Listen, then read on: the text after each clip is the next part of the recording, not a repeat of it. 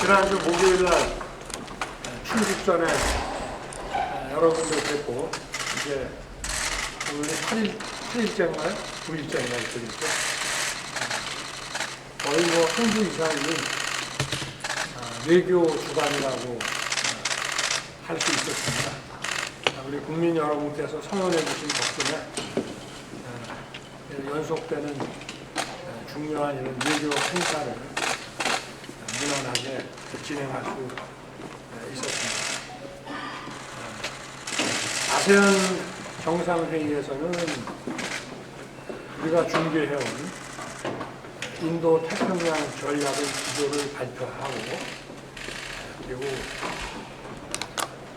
한국과 아세안의 연대 구상,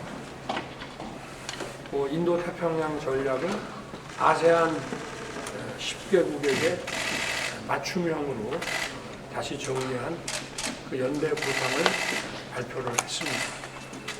여러분 다 아시다시피 한미일 정상회담이 있었고, 한미일 정상회담은 국책에 대한 그 안보뿐만이 아니라 경제 안보와 또 기후 보건과 같은 그런 글로벌 이슈에 대해서도 삼국이 함께 한다는 그런 선언이라고 보시면 되겠습니다. 그리고 시진핑 주석과의 회담도 제가 생각하기에는 무난하게 잘 진행이 됐다고 생각합니다.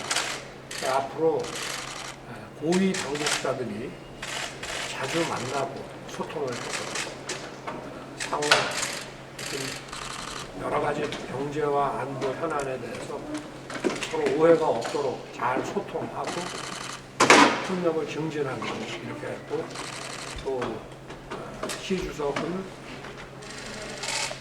공직자뿐만이 아니라 민간분과 달리 민관으로 좀 자주 보는 게 좋겠다 이런 얘기가 있었고, 상호 저희 방안과 TV설의 방안을 서로 초청을 했습니다. 그리고 어제는 관저에서 빈살만 사우디 왕세자 겸 총리의 방문이 있었고, 최고위급 회담을 또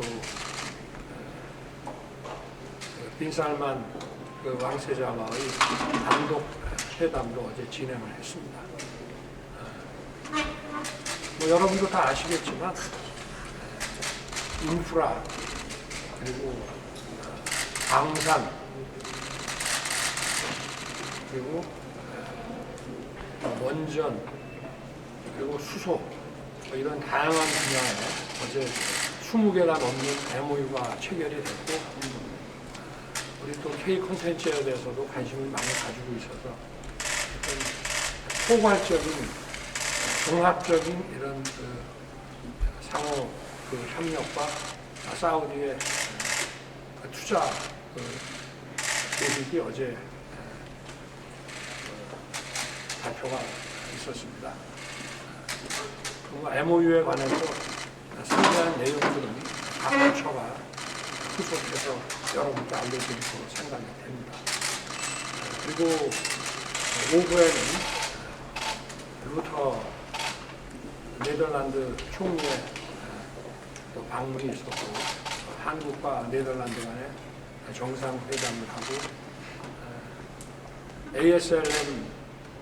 ASML 회장과 또 우리 삼성과 SK의 두 CEO하고 이렇게 한담도 하고 정상회담도 했습니다. 여러 가지 다양한 분야에서의 한국 네덜란드의 관계가 있습니다만, 제일 중요한 것은 역시 반도체 분야에 있어서 상호 보완적인 그런 구조를 가지고 있기 때문에 더욱 강력하게 협력을 하고, 한국 정부와 네덜란드 정부는 이 상호 보완적인 반도체 산업을 서로 정부 차원에서 적극 밀어주는 것을 기본 내용으로 하고 있다고 봅니다. 오늘은 스페인 총리가 산체스 총리가 우리 용산 청사를 방문해서 정상회담을 갖게 되는데 우리가 스페인과 수교한 이후에 G20 같은 다자회담을 제외하고는 스페인 총리가 한국에 방한해서 이렇게 양자 정상회담을 갖는 것은 최초의 일입니다. 그리고 스페인도 지금 제가 나토 회의 때 가서 스페인 기업인들을 만나보니까 이런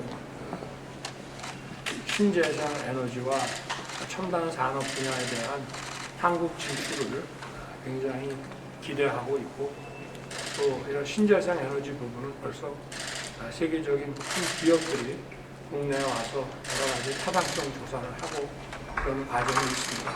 그래서 스페인하고 우리 한국 정부가 이런 민간 주도의 경제 협력을 적극 지원해 줘야 하기 때문에 오늘 그 스페인과의 정상회담도 경제적으로 큰 의미가 있지 않나 생각합니다.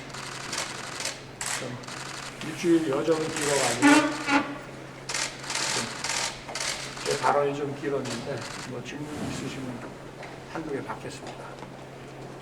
어제 그 관저에서 처음으로 회담하셨잖아요. 앞으로도 좀 외빈 접견할 때 관저 적극 이용할 건지, 그리고 빈살만 왕세자하고 좀 단독 환담 하셨잖아요, 거실에서.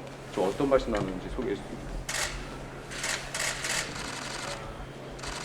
상대국 정상과 단독 한담한 얘기를 공개하기는 좀 그렇습니다. 그리고 용산 청사와 관저 두 군데를 놓고 양쪽에 협의가 있어서 그 협의에 따른 것이고 관저가 저게 이제 지은 지가 54년이 됐습니다. 그래서 좀 안에 좀 이렇게 그 리모델링 인테리어 이런 걸 좀 했지만 좀 외빈을 모시기에 좀 부족하지 않나 하는 생각을 하고 있습니다만 또 그 나름대로 국가의 정상의 개인적인 공간을 보여주는 것이 또 별도의 또 의미가 있기 때문에 어제 굉장히 그 기분 좋은 분위기에서 이루어졌고 또 뭐 다음에 이런 정상회담을 또 관저에서 할지는 저는 또 상대 측하고 협의를 해봐야 될 것 같습니다. 네. 대통령, 전용기에서 특정 기자들만 불러 수양되는 게 언론 길들이기다 해서 좀 부적절하다는 비판도 있는데 어떻게 생각하세요? 거기에 대해서는 제가 제 개인적인 일입니다. 제가 뭐 취재에 응한 것도 아니고. 자, 또 공적인 공간이었는데. 또 없으십니까? 대통령님 말씀하신 것처럼 이번 순방 기간에 상당한 성과가 있었습니다만 그 특정 언론사의 전용기 탑승 배제를 비롯해서 좀 논란도 있었습니다. 그런 뭐 선택적 언론관이라는 비판도 일부에서 나오고 있는데 그런 비판에 대해서 좀 어떤 입장이신가요? 자유롭게 비판하시기를 저는 바라고요. 저는 언론의 또는 국민들의 비판을 늘 다 받고 또 마음이 열려 있습니다. 다만 MBC MBC에 대한 그 전용기 탑승 배제는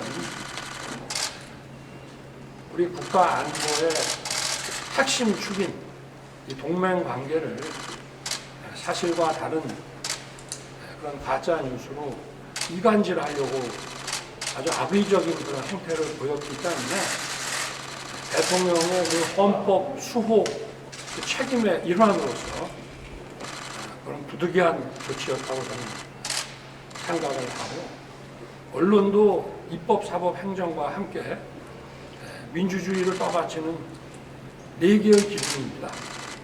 예를 들어서 사법부가 사실과 다른 그런 그 증거를 조작하고 해서 만약에 어떤 판결을 했다고 할 때 국민 여러분들께서 사법부는 독립기관이니까 거기에 대해서 문제 삼으면 안 된다고 하실 건 아니지 않습니까? 저는 언론의 자유도 중요하지만 언론의 책임이 민주주의를 떠받치는 기둥이라는 그 측면에서 매우 중요하다고 생각합니다. 더구나 그것이 국민들의 이런 안전 보장과 관련되는 것일 때에는 그 중요성은 이루 말할 수가 없다고 생각합니다. MBC가 뭘 악의적으로 했다는 거죠? 뭐가 악의적이에요?